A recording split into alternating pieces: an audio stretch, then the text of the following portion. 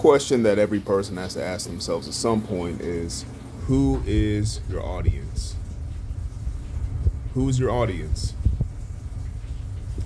Is God your audience? Is man your audience? You have to ask yourself these questions. Now, I've heard many a times in my life the claim that someone might say that I don't care what people think. And that might be the case, but I would argue that most people, if not all people, they might not care what somebody else thinks, but they care that they think. In other words, they care that they're thinking about them. See, attention is a very, very important currency in our current society. I don't think that's right, but it is. When I say attention, I'm talking about the attention of the world, of the people around you, acceptance, validation. It's very much almost like a drug to many people. Many people have modeled their behaviors, their thoughts, their actions based on the attention of others. And an obvious example of that is the world of social media. Now, I do want to say that I don't believe that social media in and of itself isn't inherently bad. It's really a neutral slate. The problem is devices that people use it for, which more often than not is their own attention and gratification. Again, attention is a form of currency. I do think it's brilliant how Mark Zuckerberg and all these people, they made people value a thumbs up or a little heart almost to the same level as gold or silver or jewels or money. And it's true. People's dopamine rush and the dopamine hit they get can revolve around these little virtual thumbs, these little pixels. It's crazy to think of, but it's true. And it can make people do and think and say some absurd things to get attention. Hopefully positive attention, but I think at its base level, attention regardless. If you're not giving your loved ones attention in the home, if you're not giving your wife and your children attention, righteous attention, accolades for their achievements, actual love and affection, communication, face-to-face communication, and not through a screen, through FaceTime or through a tablet, through a phone. But if you're not giving them positive attention, it could be adulation, it could be discipline, it could be rebukes, but just healthy, loving attention, then people are going to seek it somewhere, often from invalid sources. And then you go back to the initial question that I asked at the beginning of this video is, who is your audience? This is how idolatry really seeps its seeds. When you get so caught up in the attention of others and your status in relation to them, that can become an idol and it can turn you away from God. It can turn you away from, what does God want me to say? How does God want me to carry myself? What is pleasing to God if He is my audience? And then you get caught up in, well, what do my friends think? What do my neighbors think? What do the people in my workplace think? What do the people in my neighborhood think? What do the people, even the people in my church and my congregation, what do they think? More importantly than what God thinks.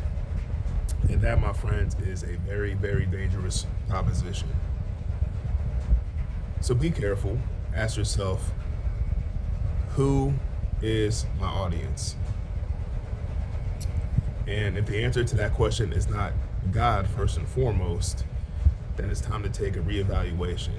This is for the sake of yourself.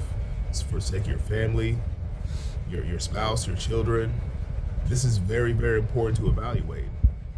And furthermore, I would even ask the question this: are you okay if God was the only source of your attention? Because at the end of the day, God is your primary source for attention. He's with you even when the entire world shuns you, doesn't recognize you, doesn't notice you. God is there first and foremost. And are you okay with that? everyone abandons you because of your faith in Jesus Christ, if everyone else abandons you because of your commitment to the Lord, or even regardless of your faith in the Lord, if people abandon you when things are down, when they can't get money from you, when you can't make them laugh, when you can't make them smile, when you can't make them feel cozy, are you okay with God being on your side as long as you have a heart set towards Him and you move in righteousness? Are you okay with that? I would argue that a lot of people, I'm just being straight up, they're not okay with it. A lot of Christians, a lot of believers even, aren't okay with that because they always have in their back pocket, if this God thing doesn't work out, or at least my friend group or my social group or these people online, they'll care about me. And I'm telling you, the second you say something that goes against their whims, that goes against their speech, how they talk, how they think, how they act, that they will run away. I've seen it. You people caught up in these activist groups that put a requisite on your attention. As soon as you say something out of pocket that's a different philosophy, or you think it's a different philosophy, they will shun you. I'm telling you, like all these activist groups we have, all these all these sexually immoral groups, okay, all these racially idolatrous groups, all these things, like as soon as you say something that's not part of the status quo, you'll be alienated, you'll be kicked out. Okay?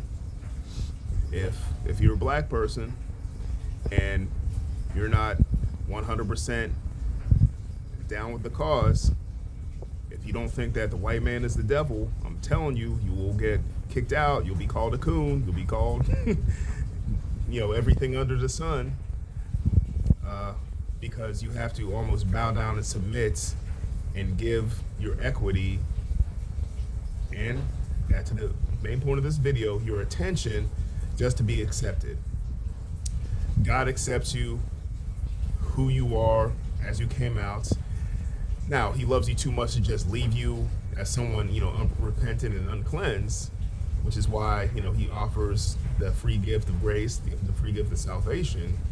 But God will take you as is and start the cleanup process.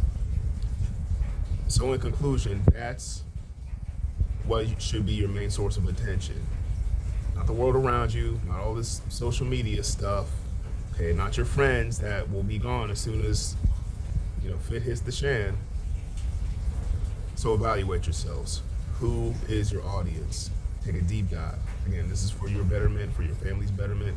Ask yourself, who is your audience? God bless you guys. Peace.